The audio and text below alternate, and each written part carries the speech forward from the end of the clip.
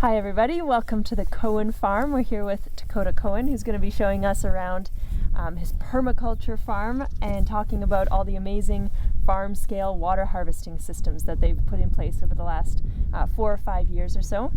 And Takota's doing this as a fundraiser for Young Agrarians, and Young Agrarians is a organization that is a network of young and aspiring farmers, and we basically help young people and new farmers become regenerative and sustainable and resilient farmers that are stewards of the land and really help to build healthy communities and healthy ecosystems.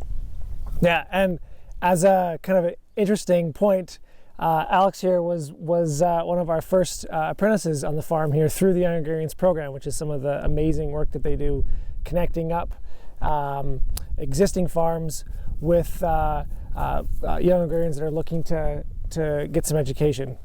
If you want to find out more about Young Agrarians, you can find us online on all the various social medias, and you can find out all the information on the website as well at youngagrarians.org.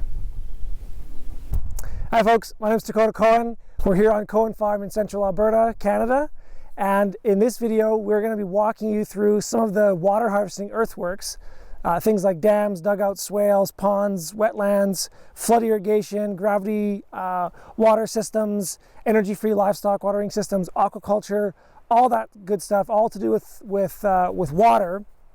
For the next hour to 2 hours here, we're going to be walking around our entire 250-acre farm, showing you some of the systems that we've been building for the last 10 years or so. So let's get started. So one of the first things we're going to be talking about is some of the flood irrigation systems that we've been trialing on our farm for the last couple years. So we're standing in what we call the middle swale on our property. It's about 1 kilometer long, and it goes across the middle of the kind of landscape. We've got about 100 feet of elevation change from the high point to the low point. And so we're kind of right in the middle here. And this was actually renovated last year to make it a little bit bigger, so that it would work better for the flood irrigation that we're doing. And as you can see, it's empty right now.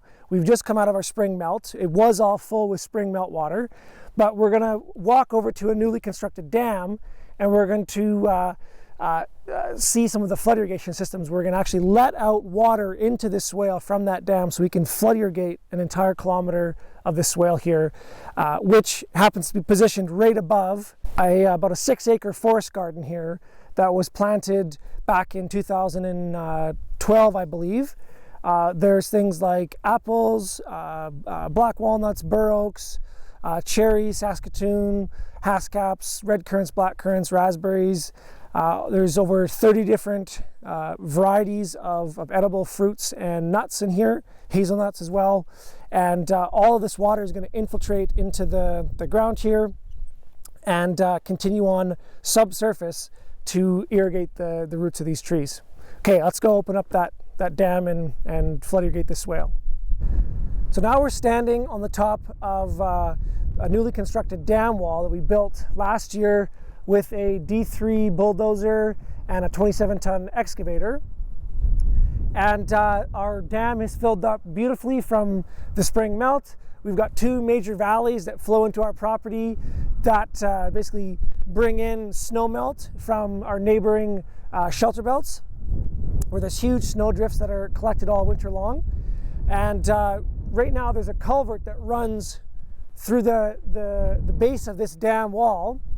And you can see right now we've got some riprap here to help slow the water down as it comes out of the culvert.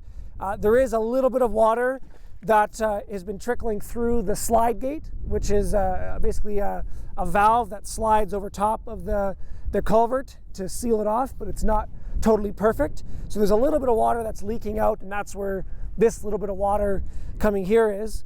But what we're going to do now is we're going to go and open that gate valve, and we'll see how much water fills up into this swale.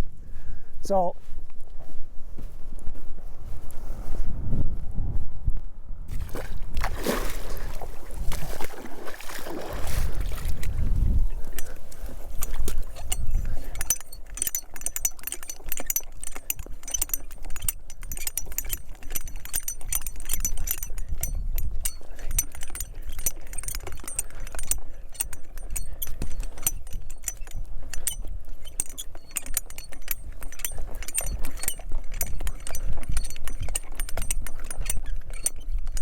Okay, that's not quite totally open, but it's just the right amount for the size of this swale and how much water it can handle.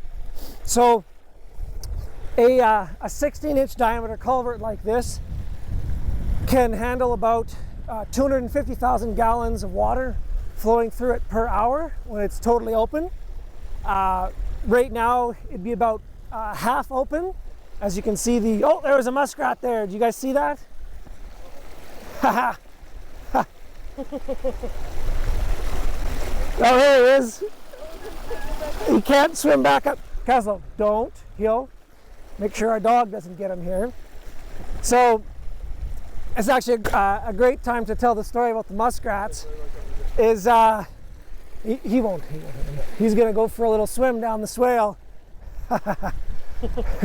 So one of the reasons why we're doing this is to restore habitat for all kinds of animals like muskrats and waterfowl and reptiles and amphibians and things like that. And so poor little guy, he doesn't know what's going on. He'll be all right.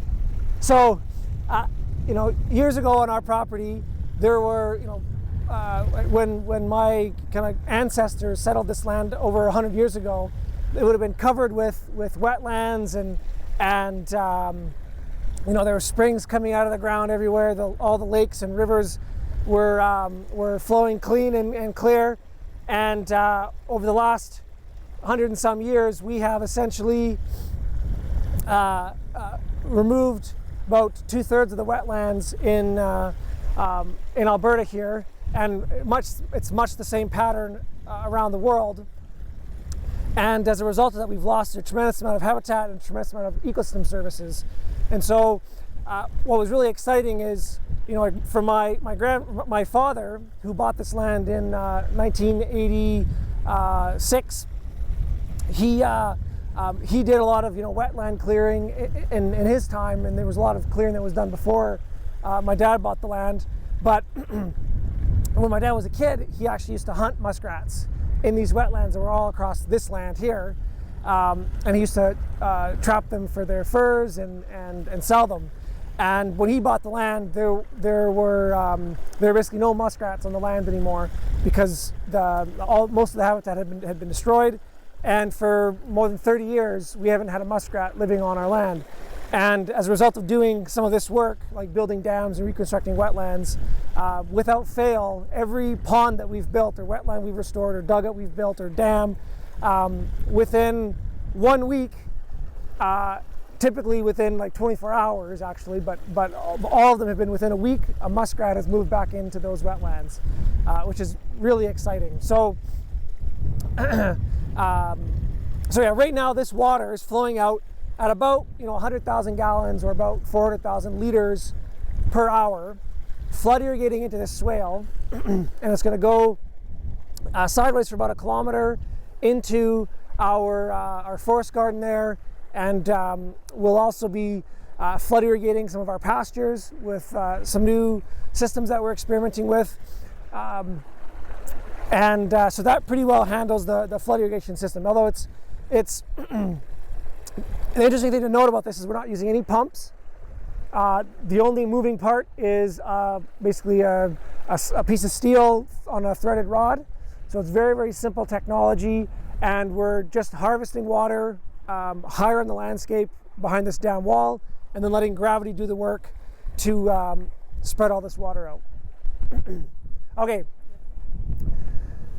So now I want to talk about a few other systems that we've got attached to this dam, and talk about why we've put them in and kind of what function they have in our overall system. So the next thing I want to talk about is our solar aeration system here. So this is a little, I believe it's like a 100-watt panel that there's no batteries.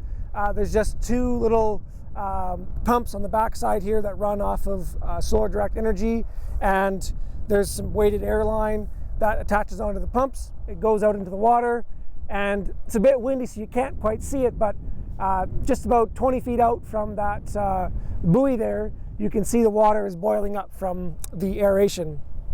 And one of the reasons we're aerating the water is to help improve the water quality, because the oxygenation is going to improve the habitat for other organisms, but it's also going to improve the quality of the water for us to drink and our livestock. And one of the ways that it does that is water tends to stratify into layers. Hot water rises, cold water sinks, and at several times of the year when the water, basically in the winter and the spring, when the atmospheric temperatures are cooling the water, so the hot water is on top, but it's losing all of its heat because it's cooler above ground. Suddenly the water is warmer on the bottom of the dugout, and you get this switch where all of the water turns all of a sudden, and you get this mostly highly oxygenated water that's on the top of the dugout, and it inverts with the kind of cool and poorly oxygenated water on the bottom of the dugout. And if you have aquatic organisms in the lake or in your pond or your dugout, it can basically change from really oxygenated to hypoxic, and you can have a lot of die-offs and problems like that. So the oxygenation from going from the bottom of our pond here up through those layers keeps them constantly mixing, so that you don't have that stratification of the layers, and it makes for a reliably clean and clear water source. So it's a really simple piece of technology. We get ours. There's a fellow here in Alberta called the Dugout Dude. You can see his products online. This system costs about $900 Canadian, and he ships anywhere across Canada. And we're really happy with this little piece of technology. It should last for 10-15 years, and the only piece you have to replace is a little pump on the back here. One other thing that's really important we found as we're building earthworks, whether it's digging a dugout or a dam wall or swales, is to ensure that you establish a really good ground cover on any of the disturbed soils that you're working on, which tends to be very difficult because all of these earthworks tend to be not flat. The swales are mounds, the dugout has steep sides, the dam has steep sides. And so one of the things we found really useful is to basically hook harrows up to a piece of equipment so you can drag it down, the angled sides or over the top of the swales. We use a lot of cover crop seeds. So in this particular mixture, we've got, rye, we've got fescue, we've got clovers. On a dam wall, it's really important that you don't have any tap-rooted species, so you wouldn't want to put like alfalfa or turnips or radishes, anything that's going to penetrate down to the dam wall because it could compromise your dam wall. But on pretty well anything else, there's no restrictions on what kinds of cover crops you can use. We also like to choose cover crop species that have a lot of flowers in them. Because the swales are very difficult to maintain, we can't mow them, we can't scythe them, we can't graze them because the livestock would damage them and compact them. And so they're generally undisturbed, unmanaged areas after they're constructed. So we treat them almost like biological reserves in the farm, in that we plant things like phacelia and wildflowers and chicory and as I mentioned, lots of clovers, so that they're really great pollinator habitat with all the flowers year-round, and they'll self-seed and maintain themselves throughout, from year to year. All of those plants also tend to be quite tall, and so they have an additional function in that they're essentially snow fences. We capture huge amounts of snow from our shelter belts, and as we're planting trees along all of these swales in the future, once the water has hydrated into the landscape, we'll have an even greater amount of water harvesting capacity. When it comes to vegetation inside your ponds, one of the species we found to be very useful is Typholatifolia, or cattails, or bulrush. Other things, all the scirpus plants, they're quite nice. Duck potato, they can all do quite well, but cattails are by far the most prolific and the easiest species to establish. Essentially, you just find the cattails at the time of year when they're starting to lose their seed heads, and you just take them and you just tap them on the ground around wherever your high water level mark is going to be. And this was a newly constructed dam last year, and when we, in a few months, there'll be full-size cattails in here because we seeded this before the water level got up to this height. One of the other reasons you want to establish cattails is one, for they're the primary food source for a lot of wildlife, particularly things like muskrats. But they also, there's another muskrat just down at the edge there on cue. There's actually a mated pair that showed up in here. The cattails also help to purify the water, so they can pull out heavy metals, they can pull out arsenic, they can even pull out things like radiation from the water, although I hope we don't have any of that in this particular water source. But they really help to purify, take nutrients like things like nitrogen, potassium, phosphorus that would otherwise cause algae blooms and other problems in the water. These cattails can suck those nutrients up, bind them into their bodies, provide excellent forage resources for wildlife. The cattails also capture a great deal of snow, they stabilize the bank, and all those great things. So that's one of the key species that we use inside of our dams and dugouts and wetlands is cattails. And again, once you tap those seeds out on the ground, once they get going, they'll spread via seed, but they also spread via roots, and they become a perennial plant. You never have to do it ever again. And later in the video, we'll be talking about some of the forage resource systems we're using on the farm, where we're actually grazing our pigs through cattail floodplains that we've created, and using them as an incredible protein and carbohydrate source.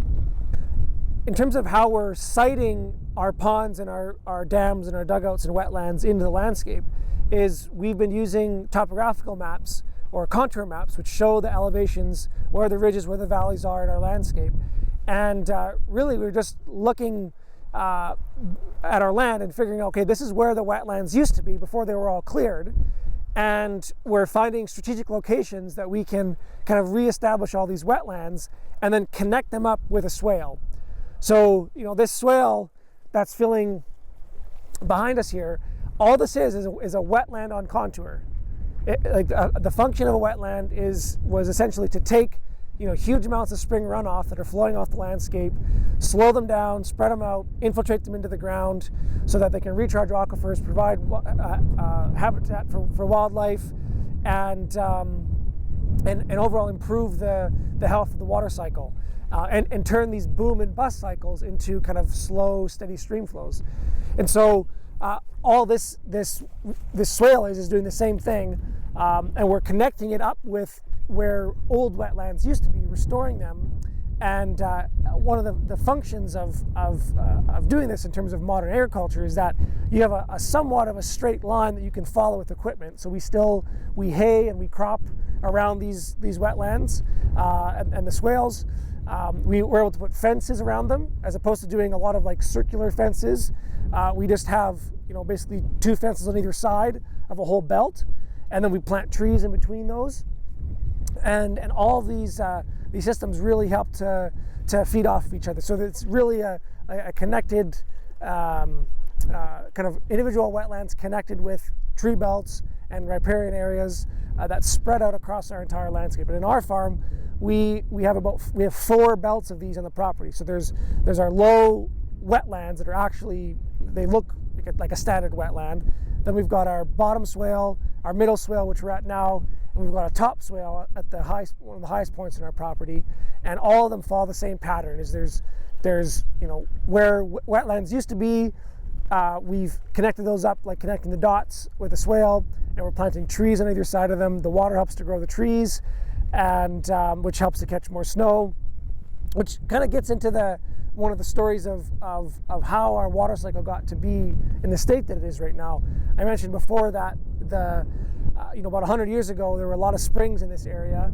Red Deer Lake, which is just to our southwestern boundary, used to be a spring-fed lake. All the springs have dried up, and the reason those springs have dried up is because, again, about 2/3 of the wetlands in our area have been removed, and so we don't have this water infiltrating into the ground anymore to recharge the aquifers and pop out somewhere as a spring that runs pretty well year-round. So as we've removed these water sources, those springs have dried up, and all of our rivers are not as steady of water flow anymore, and our lakes are starting to drop. And all of these things are tied together with, so there's you get kind of a negative, it's a positive feedback loop that is degenerative. So when we came in and we removed the wetlands, we removed all the trees, that did several things. First, the water was running off whenever there was a spring melt. There was no place for it to sit and spread out. But also, I mean, we're you probably can't tell because we've got hopefully good mic equipment that the wind isn't being picked up. But it's quite windy today. If I show, some of the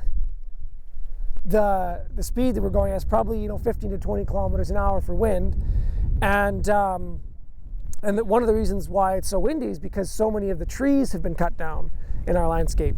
And so as the wind speeds increase, you particularly in the winter time, you get the snow basically blows off of the landscape and gets concentrated into relatively small areas, typically against shelter belts or wetlands that haven't been yet cleared. And then in the summertime, the wind blowing across the soil surface tends to dry out the soil even more. And so you get into this situation where it takes water to grow grass and trees and vegetation, but those trees and vegetation and grass, they also help to capture snow and conserve moisture. And so you get into a point where if you're in a degraded state where the trees and vegetation have already been removed, and you've got high wind speeds that are evaporating moisture out of the soil, and they're blowing the snow off, which also allows the frost to go deeper into the ground because you don't have that insulated blanket evenly across the landscape. Now you're in a position where the ground's frozen solid, so the water can't infiltrate in even if you did sink on it, and it runs off. The snow is blowing off, and the wind is pulling the moisture out. As you think of blowing on a spoonful of hot soup, it cools it down through evaporation. The same thing happens with the soil surface, and all of those things are working against each other. So the less water you have, the less vegetation you can grow, which means the less water you can harvest and maintain in your soil. And this is a downward spiral. Every year it gets a little bit worse, You have less water to keep everything going. And so what we're trying to do is, in a situation like we're in now, where you need water to grow vegetation of any kind, but there's nowhere you can get water in our landscape. It's very difficult. So we actually have several wells on our property that have already dried up. And there's one actually just on the other side of those spruce trees there that dried up. Where there's a well in our old yard site here that was very poor, 2 gallons a minute. We had to drill a third well, which was dry right off the beginning. And then we finally drilled a fourth well closer towards the lake, which did have some water in it, but it wasn't great volume or great quality. And so for years, one of our limiting factors on the farm was having enough water to be able to irrigate our gardens, water our livestock, and have enough for our domestic uses, our household uses. And so when I came back to the farm in about 2012, we did a long-term water management plan, and we realized that given the projection of the size of the farm that we wanted to have and the types of activities like irrigating fruit trees and market gardens and things like that, we weren't going to have enough water, and we knew we couldn't go down into the ground for it, into our aquifers, so we had to look for it in other places. And this is where we realized that the amount of moisture we're getting has stayed relatively constant. We get about, in our area, about 12 to 18 inches of moisture every year. About half of that comes in snow, and the other half comes in rain. And it's a pretty good average from year to year. Of course, there are droughts, and some years it's 24 inches, and some years it's 2 inches. But the overall average is 12. And so the amount of moisture we're getting has been relatively constant for the last 100 years. What's changed is the effectiveness of that water and how well we're using it. So I've observed a 1-inch rainfall where all of it's sunk into the ground, but the next day, when it's 30 degrees, you come out in the afternoon and there's no moisture in the soil. If you got black dirt, it's all evaporated. So you essentially got zero rainfall. It wasn't effective. The same is true with our snow melt. We're getting lots of snow, but it's all blowing off our landscape, up against the creeks and in the low areas where it settles out into snow drifts, or up against our highways and causes all kinds of problems. And so what we've started to do is, okay, where do we start to repair this downward spiral where we've got we're short on water, but it's kind of blowing through our site in snow, and it's flowing through in our valleys. And that's where we started with dams and swales and wetlands is we're trying to capture that water, slow it down, spread it out, sink it into the ground, and use that water to grow more vegetation, which is going to help us capture more water in terms of snow. It's going to shade the ground, in terms of the trees and the vegetation, provide ground cover, slow the wind speeds down, stop evaporation. And what we're seeing already, even after a few years of this, is every year we're getting more and more water, which can grow more and more vegetation, which can capture more and more water, and we're starting to see an increase. So last year was one of the worst droughts in 20 years in our, one of the worst droughts in since the 1970s rather, and it was also one of the worst floods since the 1970s. And these things go hand in hand together. Droughts and floods are two sides of the same coins. The flooding is all the water running off the soil surface, none of it sinking in, and because none of it sunk in, you don't have any resiliency to last periods where you don't have rainfall. So you can see, and then every year there's less vegetation that can hold that moisture in, and the whole cycle repeats. So this is one of our strategies for trying to repair the water cycle and our nutrient cycle in our soils and our community dynamics or our successional cycle, all through managing water. And really simple techniques like these swales and these dugouts and dams and wetlands are helping us to do that. And one of the reasons flood irrigation in these dams has been really important is we started out with really small swales, hand dug swales, trialing out some of these systems. And when we saw that they worked, we kept kind of getting a little bit bigger and experimenting with different shapes and different sizes. And eventually we got to the point where we had built all these swales and they were totally full. And water was going over the spillways and it was still leaving our property. And what we realized is there was more water than our swales could infiltrate because the rest of the ground was totally frozen solid and there was nowhere else for it to infiltrate.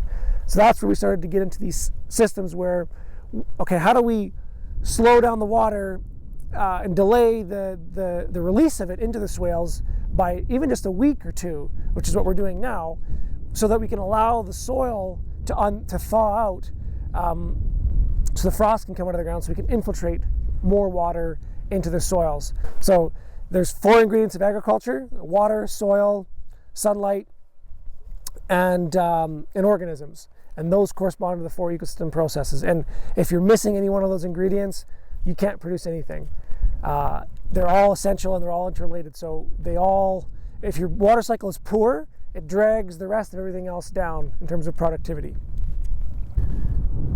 Now we're going to talk about another add-on to our a dugout or a dam that you can put on a pond, which is a water intake to allow you to access water, via pumping, so that you can use it for irrigating crops or watering your livestock. So just gonna come over.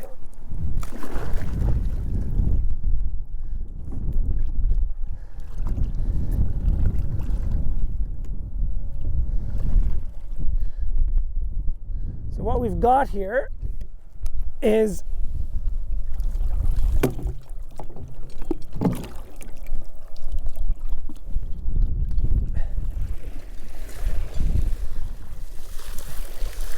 a very simple screened intake that you can design yourself.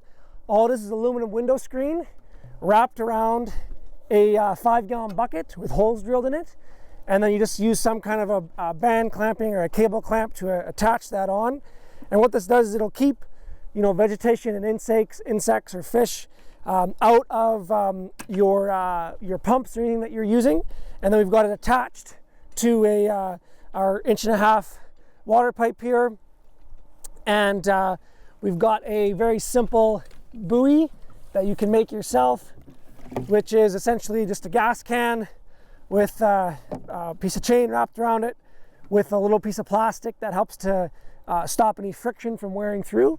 And just a really simple metric to think about is in terms of displacement, for buoyancy, water weighs about 10 pounds to the gallon. And so however many gallons your container is how many pounds of weight you can support. So this is a 2.5 gallon container, so it means we can support about 25 pounds of weight. And so I've got approximately about a 5 pound, just a cultivator shank on the end there. And all this is doing is there's a chain here that's a certain length, and what it does is it keeps our intake for the water system just low enough below the water surface that the water is cool and it's clean, because there's a lot of insects and life in the top few feet of the water. And so with this chain and the weight, it'll pull it down, but it can't go any further than this buoy. And so any of the water that we're pumping through that screened intake is really, it's the cleanest, clearest water in our pond. And actually, once this water level drops about 3 feet, this intake will be positioned directly over top of our aeration system.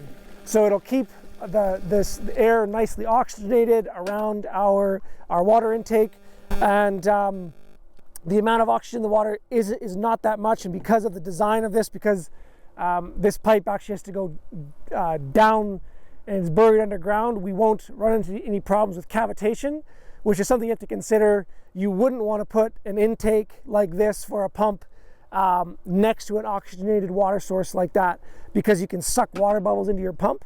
But in our situation, it's not a problem. So it's just something to think about for your own water system there. That screened intake, which was the 5 gallon bucket with the window screening wrapped around it, we're using that.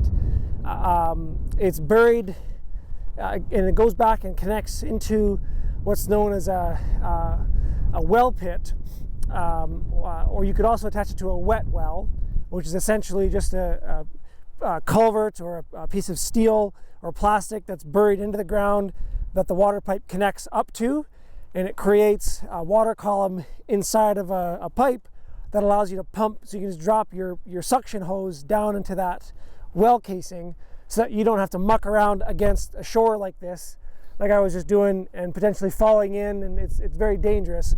Versus if you connect that pipe and you take it sideways up to a vertical pipe in the ground, you can have a column of water that will match out the same elevation of whatever your water height is. Makes it really safe and simple to pump. One of the other benefits of a flood irrigation like this is, right now we're flooding water from our dam into our swale, but if situation was reversed and our dam was empty, or the water level was lower than the water level in the swale, and say we had a heavy rain event, or there was water flowing from a valley somewhere else that this swale intercepted, and that culvert was open, water would flow from the swale back into our pond here until they both reached an equal point. At that point, they would stay the same, and the water would go over its spillway. And so we can feed the dam into the swale, or we can feed the swale into the dam. It's basically a back flood irrigation swale that we've got here. Now we're standing at our top dam on the property, which is about 100 feet higher in elevation than our yard site, or about 50 feet higher in elevation than the Double D Dam, which we were just at along the middle swale there. And this is basically the same setup as that larger dam, just on a smaller scale. So we've got, there's another culvert that runs to the base of this dam wall. This one's 6 inches as opposed to 16. And so this one allows about 33,000 gallons per hour to flow through it, versus the 250,000 gallons per hour that the 16-inch pipe allows. And instead of having a slide gate, we just have a swivel pipe, which is a 90-degree elbow with a piece of pipe stuck into the top of it. You can adjust the height of to set your water level. Right now, the culvert is frozen, and once it does thaw out, this water behind us here will drain down into a swale that we've got below us here.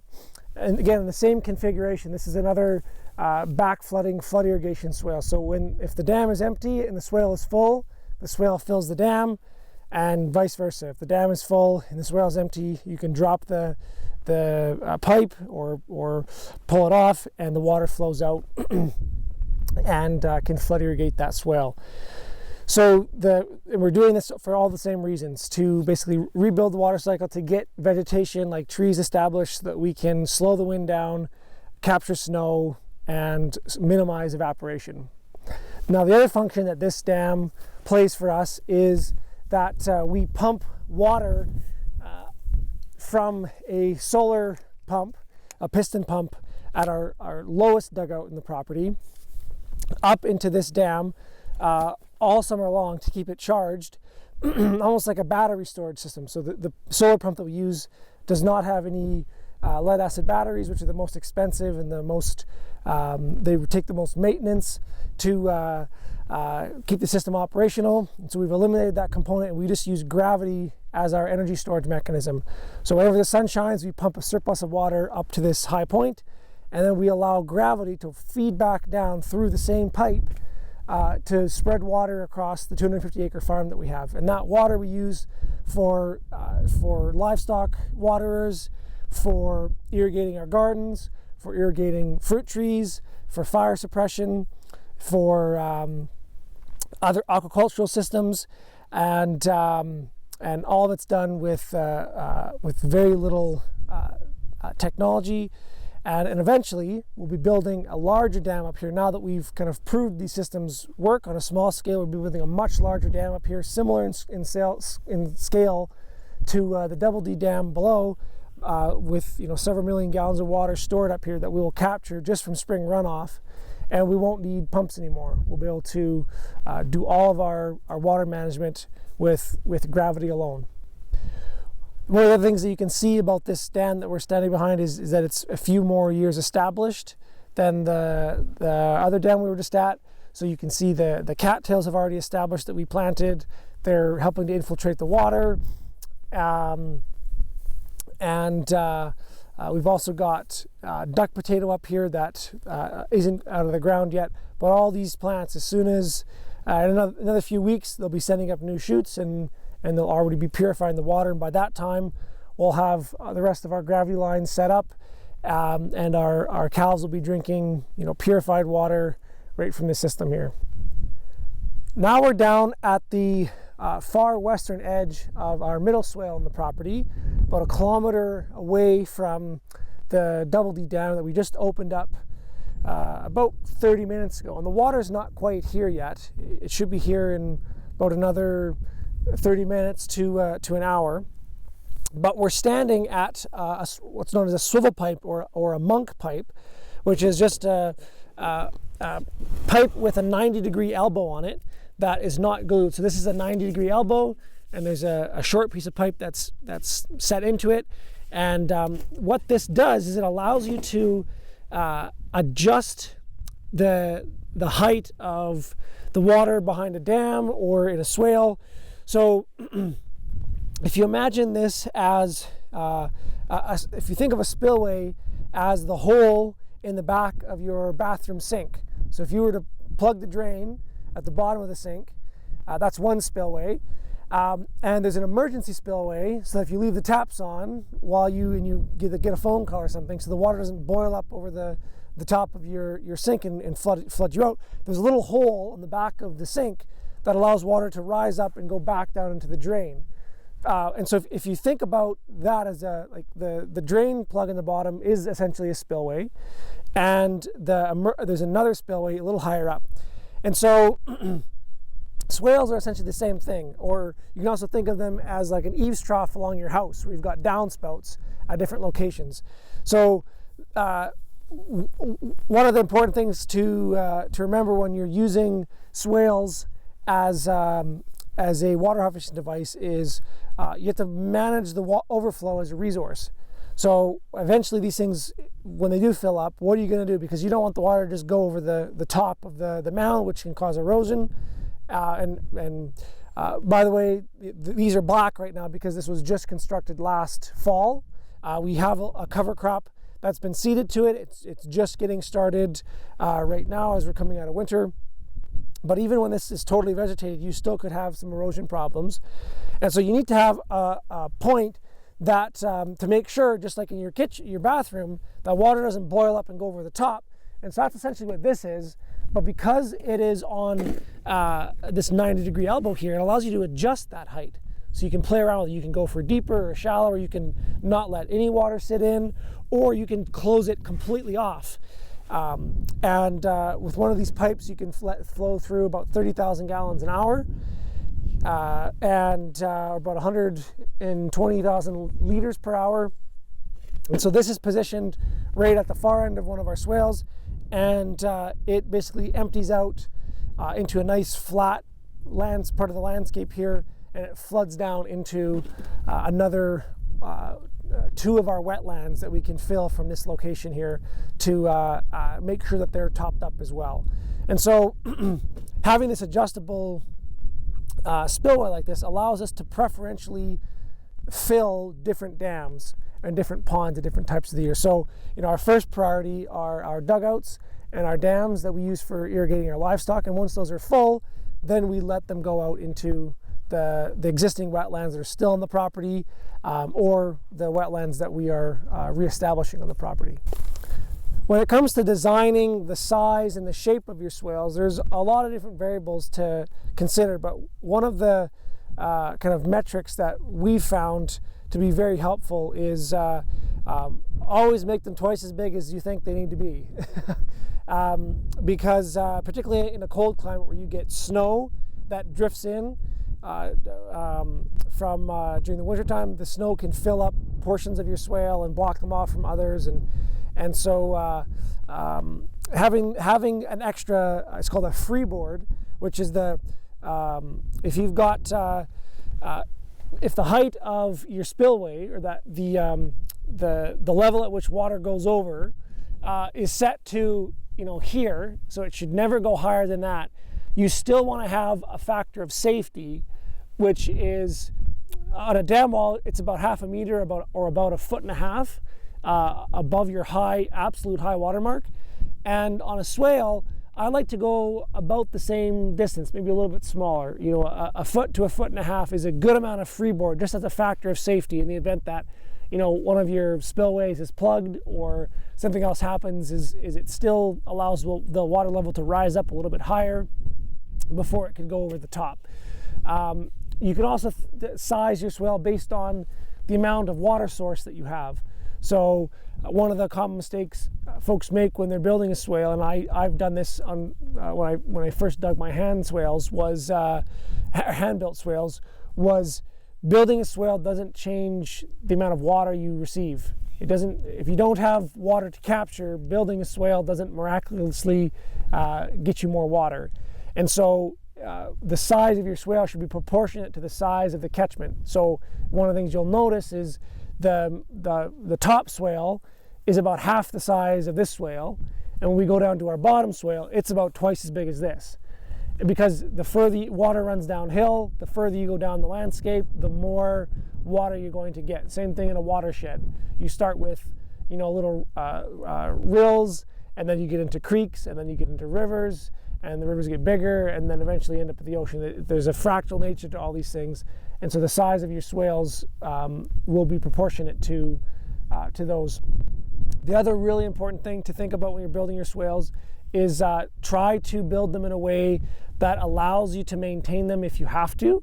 If you didn't seed them properly with cover crops, and I seed them multiple times at multiple different times of the year with multiple different species, to try to make sure, because birds, gophers, insects, they're always eating the seeds. This is like these mounds are prime habitat for all manner of organisms. And so if you happen to have a plant that grows there that you don't particularly want it to be there, like thistles or something else, it's always good to have the ability to mow it somehow. And so I try to have the slope of my swale wall and my back cut shallow enough that I could mow comfortably on it, or with whatever equipment you're going to be using, whether that's a push mower or a scythe or a ride-on tractor. The other reason why you'd want to have a shallow slope on the backside is to minimize erosion. The faster water goes, if you double the speed, you quadruple the erosive capacity. with water, so it's exponential. So when you have water, or any situation where you've got water running down a landscape, you want to have it as flat as possible to minimize any of those damaging effects. Another really important construction point to remember is that unlike a dam wall, which you want to make sure you use out of very good quality clay, and that clay is compacted in layers, so it's mixed well together and is sealed off so that water can't go through it. You don't want to compact your swales. You want them to be loose and aerated so that water can infiltrate readily into them, because that's their function. They are a wetland on contour. We're now standing about the halfway point in our middle swale, as the water is starting to flood in from the Double D Dam there. You can see it's moving nice and slow, very. It's not deep. There's no erosion that's happening, and it's just going to slowly fill up this swale along the entire length, and then passively infiltrate into the water here. So if you come around the corner here, we can just see how far this goes back into the landscape.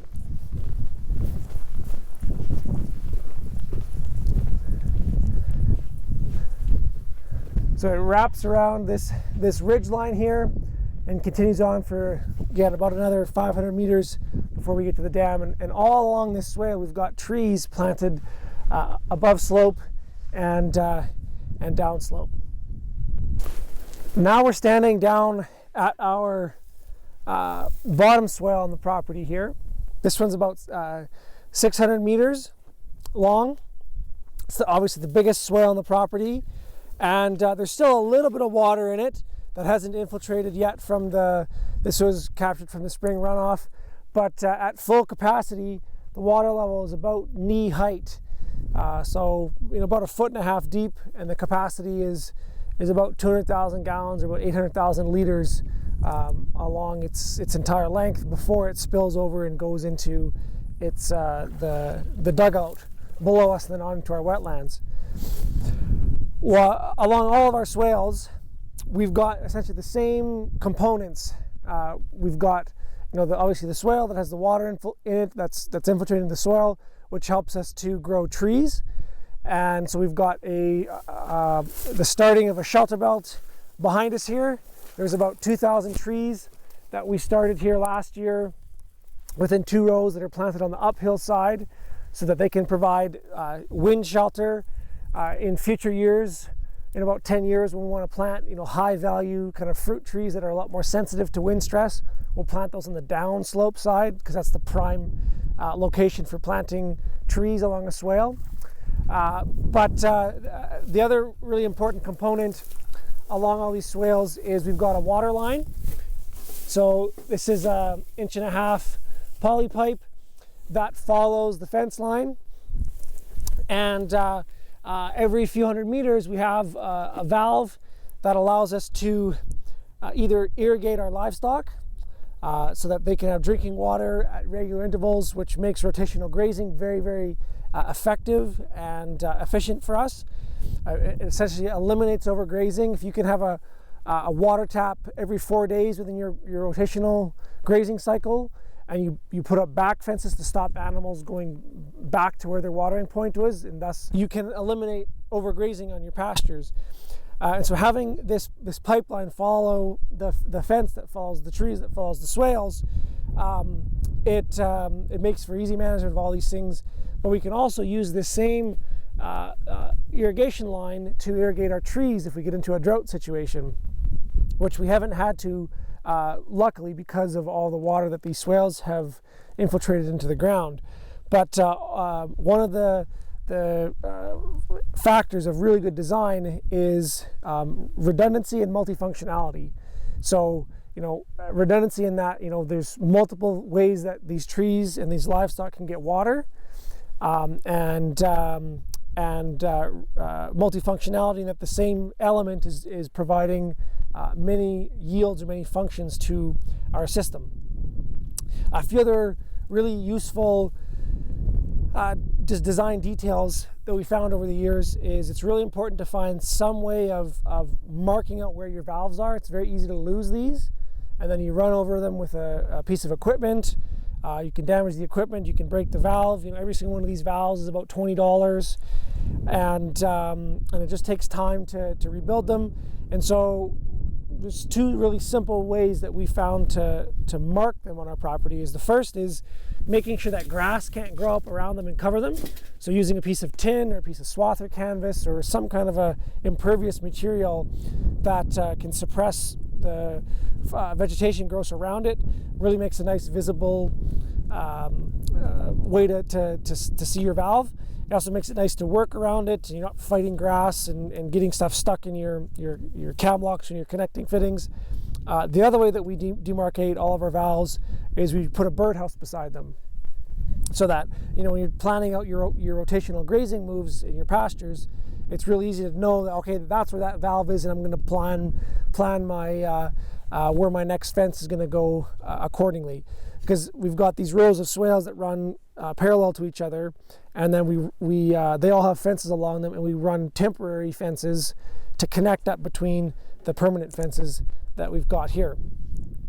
The other benefit for having a birdhouse right beside your water valve is we will have a livestock watering trough right here, and when the cows are coming to drink, they're spending a lot of time around the valves. And if we've got things like tree swallows or wrens, those are all insectivorous birds, and they're going to love eating the insects off of the cows' backs that are causing the cows problems. So you essentially have like a little kind of all-service kind of car wash where the cows can come and get their water and get cleaned, and the birds are really happy about it. When you are going to do that, it's important that you design your birdhouses in a way so that the cows can't rub on them and bust them off. So putting them close to the electric wire, away from the pasture side, so that they can't rub on them and knock the birdhouses off, is a really important detail. And then the other nice thing about all this is, in the springtime when you're coming by to clean out your birdhouses, which I just did the other day, you can monitor your valves, make sure your fence is good, and clean your birdhouses all in one go. You're following all the fence lines around your property, and it's really, really efficient and effective to do all this stuff. Now we're down at the lowest dugout in the system. This is about a million gallons of storage here, and as you can see, it's right full. It's actually flowing over its spillway here out into our wetlands that are just on the other side, where we've got all of our cattail forage systems set up. And one of the things we want to talk about here is our solar pumping system. So this is about a 500 watt solar direct piston pump that pumps water about 100 feet up in the air to that top dam, where we store water in that top dam, and we gravity feed it through to the rest of the property. Right now it's off because we're still freezing at night, and so we can't use the pump, but also the dam is right full, and so there's no need to pump it. But as we get into later in the season, when we're using several thousand gallons of water a day, we will need to be pumping water. And so this guy can move about 5 gallons a minute, or about 3,000 gallons a day during peak sunlight hours. And basically, whenever the sun is shining, the pump runs, and as soon as the sun goes down, the pump shuts off. It's very little maintenance for us to look after. And we've also got this suction hose here. It will go out and connect into a wet well, which is it's under water right now just because the water hasn't dropped down because it's still going over the spillway. But there's one of those vertical culverts that goes into the ground that allows us to just drop that suction hose right into that pipe. And then, because as the water level drops on a dugout, if you've got a slope, as the water level drops, it keeps going down slope. And so you have to go further and further away, and you're mucking around in muddy conditions, and you can get sucked in, and it's dangerous. So having that wet well is just, there's a vertical pipe just somewhere off the edge, and as the water level drops, the water level just drops in the pipe. And so you don't have to move your pipe sideways, you just have to move it straight down, and you can monitor it and manage it from the safety of the shoreline. So it's another really simple add-on that you can put onto any dugout or dam pumping system. One of the other things that we've been experimenting with at this dugout is aquaculture in producing fish. So we've had trout in this dugout, but the problem with trout is they are a non-native, genetically modified, sterile fish that cost a lot of money, and they're not native to, or they don't like, they don't live in dugouts. They live in river conditions. So they need highly oxygenated, very pristine water. And it takes a lot of energy and effort to get these, to turn a dugout into a condition that you can get these fish to survive in. You also have to feed them a lot to get any kinds of growth. So one of the things that we've played around with is using, more native species like fathead minnows, which are much smaller, but they thrive in high oxygen, or sorry, high nutrient, low oxygen, very warm waters. They're basically the exact opposite to trout. And because they're native, they on basically every continent, there's some version of them. They basically will show up if you create the conditions for them to come. And one of the things we've experimented with is using little traps like this, which is just a funnel trap. So the minnows essentially swim into this trap here. You've got a funnel that leads them through into a box of some kind, and then once they're in there, the funnel goes the other way, and they get diverted from going through that crack. And so if you just put a little bit of bait inside there, dog food works really good. They can get you can capture a lot of minnows during the peak seasons. From this little dugout, I could get 10 or 15 pounds overnight inside this trapping mechanism, which we use to feed to our chickens and our pigs for certain times of the year.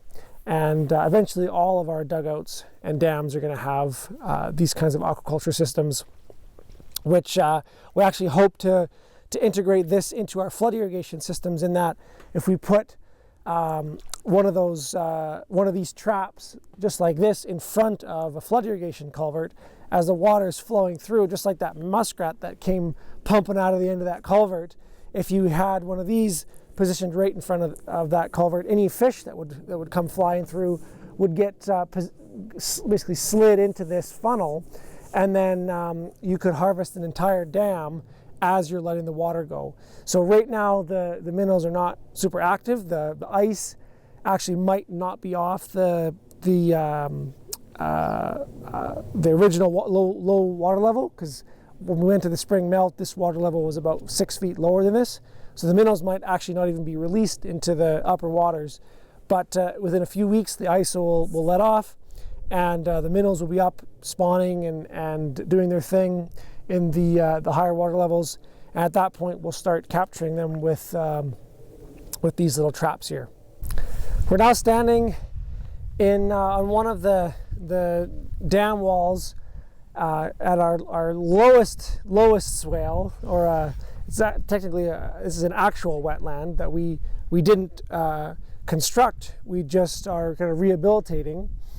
And a few things we want to talk about here is some of the cattail production that we've got going. There's about 4 acres of cattails that go back through some of the lowlands on our property that are all being flood irrigated right now from the spring melt. And all these cattails, in about August, they'll be at peak growth.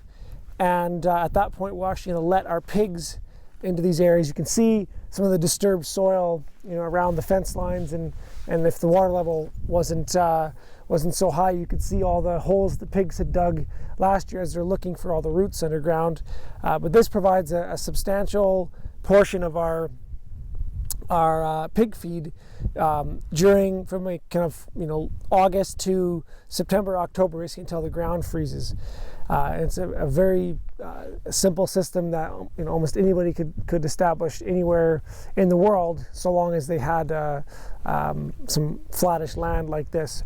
The other thing we want to talk about is more of these swivel pipes and some of their functions for controlling water levels. So with this swivel pipe here, you can see it's in the vertical position. It's totally upright, and the water level is just about to go over. And what has happened is the water had gone over, but now that it's stopped, there's no more water coming into this pond.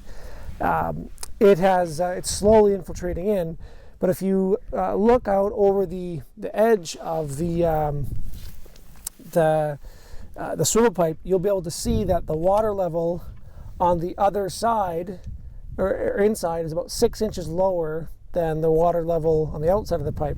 And the reason for that is on this side of the dam wall, there is another wetland that's connected to it that is lower. And so we actually have 3 of these kind of dam or roadway crossings that intersect this wetland, and every single one of them is just a little bit higher than the last. So it's like a system of locks almost. And what that allows us to do is keep the most amount of water in the system as possible without flooding out too much of the flat land. But it also allows us to, if we want, we can flood water from one dam into the next to keep them topped up or to keep water movement. For example, we're considering trying to grow things like wild rice in some of these ponds. And one of the conditions for wild rice is just a slow movement of water. And so depending on where we decide to go with these systems here, having this ability to control water like this at different levels is very useful. And it's all the same technology. All the pipes, swivel pipes that we've looked at today are all 6-inch ABS pipes. Cost about $100 for a 12-foot length and about $100 for a 90-degree elbow. The other really important consideration for building a dam is where you're going to put it. And one of the again, using your topographical maps is a great way to find a location in your landscape that will be suitable to build a dam. And essentially, one of the best ways is to find a point where 2 ridges come together very closely, and there's a narrow gap in between them. But if you just built that ridge across, you can back up water. They're called a pinch point, where it's quite narrow. So this is exactly what we've got here. There's a little bit of a ridge line that comes down this way and a ridge line on the other side. And all we've done is just built a little crossing between here, which is another point to consider when you're placing your dams is they make excellent roads. Because they need a lot of the same functions. A road needs a lot of clay. It needs to be well compacted. It needs to be high and dry, and so all of these dams that we've got in our property all double as access ways across areas that you couldn't normally access. And so that's another major consideration point when we're siting them in our landscape. So we're now back at our integrated livestock system. It's at one of almost the lowest point in our farm. The water just leaves our property across. There's another spillway and a swivel pipe just by that blue bucket over there. And what I wanted to talk about here is just one of the other uses that we get out of water, which is aquaculture, but a particular kind of aquaculture, which is growing duckweed, or lemna minor, or water lentil is another common name for it, which is a little green plant that can double every 24 hours. It's 30 to 40% protein. It's many times more productive per acre than alfalfa or soybeans in terms of protein and biomass production. And the only thing it needs is high nutrient, warm waters. And so this little wetland here that comes up to the edge of our property was perfectly designed so that we can It's right next to our livestock system where we do all of our chores with our chickens and our pigs and our milk cows. And right now you can see there's a little bit of water from the corral that's draining down, and it's quite dirty and filled with nutrients, and it's flowing into this creek, or not flowing into this wetland here. But this is actually something that we have come to encourage, and we've actually redesigned our whole corral to drain into this small wetland here, because that high nutrient water is key for us producing the huge amounts of biomass that we're getting off with the duckweed. So every day we're harvesting about 2 5-gallon buckets full of this duckweed. It's high protein. The chickens absolutely love it. It's filled with all kinds of organisms, and we have careful water quality monitoring systems using a Sechi disc, which is a 8-inch diameter plastic circle that you basically dip into the water, and if it disappears before 16 inches, the water's too dirty, and if it disappears after 24 inches, the water is not dirty enough.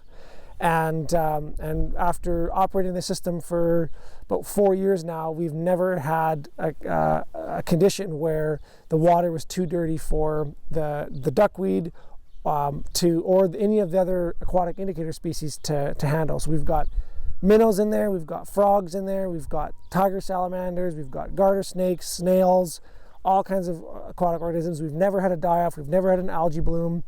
And it's because of this duckweed plant that whenever the duckweed there's too much of it, we just harvest more of it that day, and that helps kind of keep everything in balance. And so this is a really we've essentially turned what is a huge liability for most farmers, livestock manure runoff, which can cause all kinds of health problems for humans and environmental liabilities downstream.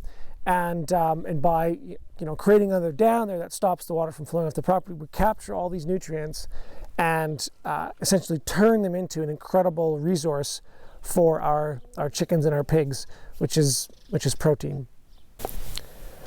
Now we're standing next to one of our energy-free livestock waters that we installed last year, and these have been just a fantastic addition to our on-farm water security, as well as our minimizing your energy use.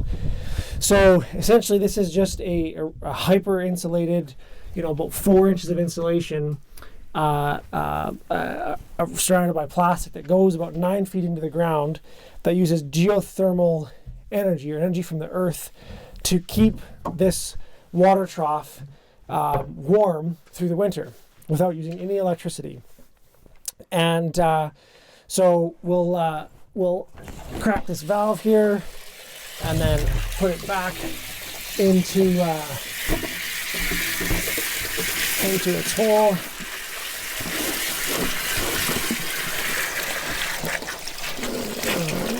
There we go. Oops. There we go.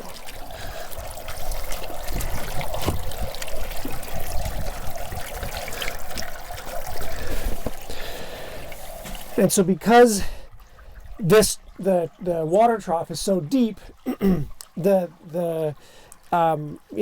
it's minus 20 Celsius overnight, and we've got cows drinking from this, there might be, an inch to 2 inches of ice on this in the morning. And if the cows can't break through it, we just come up here for a walk, check on it, and, tap the ice and throw that ice out. And right now we've got about, 15 head of cattle that are drinking off this thing. If you had more cows, the more they use the water, the faster it recharges and it would stay open. But even you can have 0 animals on these waterers right through the winter, and they still won't freeze up because they're so deep. The ice acts as insulation, so that the valve doesn't freeze.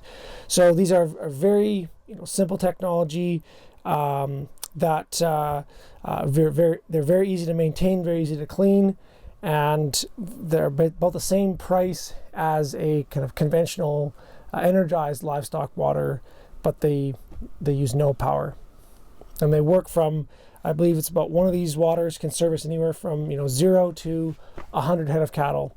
So during the wintertime, these are really important for us to be able to, we have several of these on the farm, and they allow us to access more areas of our land, because for about 6 months of the year, we are unable to use our above ground livestock irrigation systems because they would be frozen solid. And so having multiple of these energy-free livestock waters spaced out across our land, which right now this is being fed by a pressurized well, but in the future, once we get our other dams established higher up, this will be fed off of gravity water. This will allow us to do a better job of continuing to rotationally graze right through the wintertime without having the cows to walk great distances back to a water source, which can cause overgrazing and the concentration of nutrients in a centralized location. So, and because these don't require electricity, they can be put anywhere you have a water source that's pressurized across your property. So there are other energy-free livestock waters like nose pumps that don't require any electricity or pressure. That's essentially the same idea. It's just that there's water in the bottom that's connected up to a dugout or dam, that the water level is below the frost line, and the cows use their head to move a pump that brings water up into a bowl, and it drops down. It's really simple technologies like this that allow you to continue to rotate your animals right through the wintertime, spreading the nutrients across the land, because those nutrients will help the vegetation to grow, which is again helps you capture more moisture and helps you to reduce evaporation on your land once you get into the growing season. So we're standing back in the middle swale at the start of our forest garden. The swale is totally filled right now from the flood irrigation water from the Double D Dam there.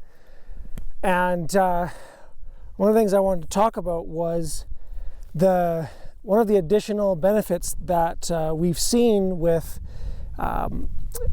using swales as a flood irrigation method. So I've got a penetrometer in my hand here, and typically these are used to measure the amount of pressure it takes basically to get into soil. So it's a metric for soil health, and I use it a lot during the growing season. But I also use it during the spring melt season to measure something else, which is the depth of our frost. And one of the interesting things I've noticed is that just like if you've forgotten to take your meat out for supper and you want to get things going quickly and it's frozen solid, you put it in a sink full of water, and the water helps to pull the frost out of the meat very quickly. And so the same thing is true for this swale. Water has a very high heat capacity, and it's a great conductor. And so the ground is frozen solid heading into the spring melt, 4 to 7 feet into the ground, depending on how cold the year is and how deep the frost goes into the ground. And which is one of the reasons why we get so much runoff so quickly. And so, our whole strategy for using these water harvesting systems is to slow water down, spread it out over the area, but also spread it out over the length of time that it can infiltrate, and then to infiltrate it into the ground. But it's difficult to do that when your ground's frozen solid because you can't get anything to go into it. And so with this penetrometer, we can tell now that with just one hand, I can push this penetrometer all the way into the ground. Very little force. About it's about 32 inches or so.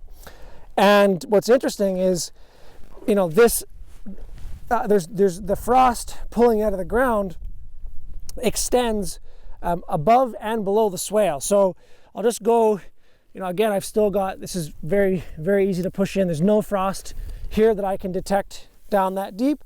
If I go up a little further, it's starting to get a little bit harder, and I'm getting frost right about there. So, we've lost about 6 inches. That's where I'm getting to the frost level. So if I can pick my feet off the ground and no matter how hard I push that, it's not going to go in. If I go a little further up the slope, so that was about 10 feet away from the swale, now we'll go about 20 feet away from the swale. And you see it's a little bit deeper now. And if we go 30 feet away from the swale, same thing, we went from 6 inches to 12 inches to about 18 inches in terms of the how deep I could get this probe into the ground, and this is solely because of the water pulling the frost out of the ground, which of course is helping that water when the frost is gone, it can pull it out of or it can now infiltrate into the ground. So same thing here, we're going to go down slope. So I'm on top of the swale now, and there's no frost whatsoever, and we'll go about 10 feet down here, and again we have that was gravel there. We have no frost here. It's very easy to push into the ground. We'll go about 20 feet down slope. Still no frost. There's a little bit at the end. I could tell I just broke through the crust. It seems like the frost is went about 3 feet down this year. So go about 30 feet away, and I think that's next to a gopher hole there. We'll try over here. Right there. I've got frost now. We're about 9 inches. Go a little bit deeper. About 40 feet away. And now I've got frost right there. And so you can see how this, we went from, going the whole depth in with zero frost to we hit frost about there, and then we were hitting frost right about there, about 50 feet away from the swale. And you can see, just like with, the frozen meat in your sink, that swale is literally pulling the frost out of the ground, which is helping more water to infiltrate in. And that is proof that this water is actually infiltrating downslope below the surface of the soil in order to be able to pull that frost out of the ground. But it's also a great indicator that all of these fruit trees, we've got raspberries here, we've got cherry plums here, we've got apple trees here, we've got haskaps up on the swale there. All of those trees their roots are being passively irrigated, at least down to the depth of my penetrometer here, and we're just heading into what day is it here? It is April 24th here, and when I did this about 5 days ago, there was no frost in the swale. But as soon as I came 5 feet outside of the swale, above or below it, I was hitting frost. And so I can actually measure with a penetrometer how the frost is pulling out from the ground the further we go from the swales, and the longer we're flood irrigating, the more water we put into them. We're standing at another point in the swale where we've got a swivel pipe going through the middle of the swale. The swale acts as another spillway. And we've got it positioned upright right now to allow the water to continue to flow past. But we've got another interesting system that we're experimenting with, which is to try to use the flood irrigated swale to flood irrigate pasture via essentially something that's just giant drip tape. So we're gonna drop this pipe down, and we're gonna see what happens here. So at 30,000 gallons an hour, we've got water flowing through this pipe out into a what amounts to be giant drip tape on contour. And as this pipe fills up with water, every 2 inches or so, we've got a little 3/4 inch hole that is going to ooze water out and hopefully sheet irrigate the pasture that's below us here. And so what's ironic about this is it's a scrap piece of pipe that I got from one of my clients actually that I was working with to redesign their water management systems. And for years she had been using this very same pipe to pump out her wetlands. So she had a massive 6-inch diameter floating gas pump, and all winter or all spring long she would go through all of her wetlands and try to drain them out so she could crop them. And now, after realizing all of the benefits that you can get from keeping your wetlands on your property, she decided she didn't want to use the pump anymore, and she's actually using the pump to fill wetlands now, but she doesn't need nearly as much pipe. So she gave me some of this pipe so that I could experiment with, and we're going to be trialing to actually sheet irrigate our some of our pastures downslope from our swale.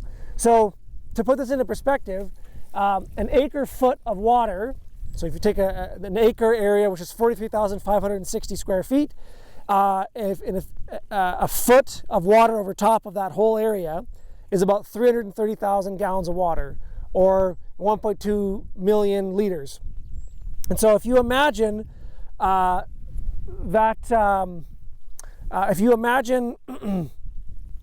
you can get 1 inch of water or 1 inch of rain on a land, is a pretty decent rainfall.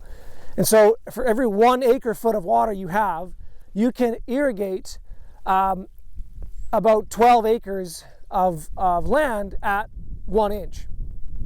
And so the Double D Dam that we're flood irrigating from here has about 3 to 5 acre feet of water in it when it's right full. And so we can irrigate anywhere from 36 to 60 or so acres of land at 1 inch of water via a system like this. And so we're still experimenting with how well this is going to work and how long of zones we can use, but I think this is going to really help to improve the productivity of our pastures on the downhill slope from our swales. We can also use it to flood irrigate our forest gardens, and we're just going to keep experimenting with this and on a small scale and see where it goes. So I hope you guys enjoyed the video tour of some of the water harvesting earthworks that we've got on the property. Hope you learned some new techniques that you can apply on your guys' properties, whether they're some of the smaller things that we're doing right up to the larger scale systems. And if you want to find out more about some of the work that we're doing, or stay in touch with us for the continuing work, we've got a website, www.coenfarm.ca, and from there you can find all of our social media channels, like YouTube channels, Instagram, Facebook, things like that, to stay in touch with some of the work that we're doing. I just wanted to thank Young Agrarians, and particularly Alex, for helping to film this tour today and putting it all together. And I hope the money that we raised can help the future generation of young agrarians to keep feeding the world. Yeah, thank you again for all your contributions and for making Young Agrarians programming possible. It's really needed in the prairies, and we're happy to make it happen and connect young farmers together. And thanks to Takota for hosting us on this beautiful farm, and we hope to see everybody here in person one day. Absolutely. Okay, take care. Bye.